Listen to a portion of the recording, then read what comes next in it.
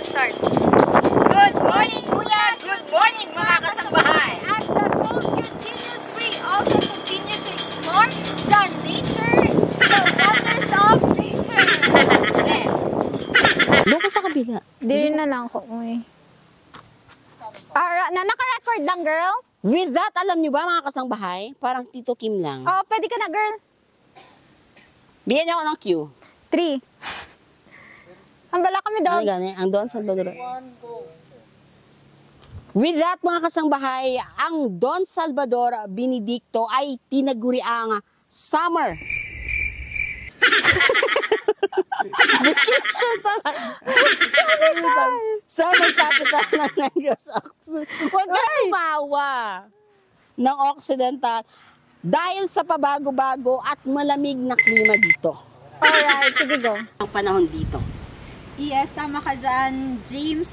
3, 2, 1. Dito sa aking tabi, ang iba't ibang mga halaman na binibenta dito sa Don Salvador. So, iba't iba po sila.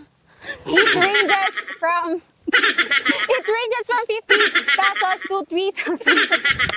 At kanina nga, nung bumabiyahe tayo ay marami kaming nakita na iba't ibang uri ng mga halaman, which I know our plantitos and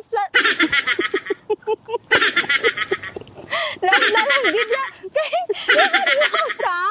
Sorry. Hindi ka ba lang? At kung makikita... Hindi, babe.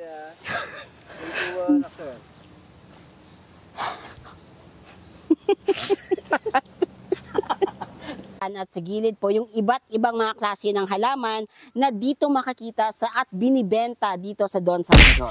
Which I know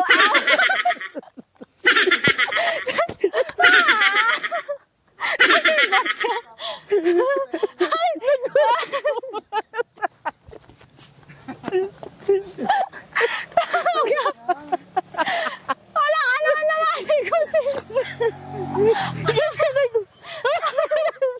ano ko wala ko na for bloopers lang. Tapos kadla. Basta wala sa script, ganyan.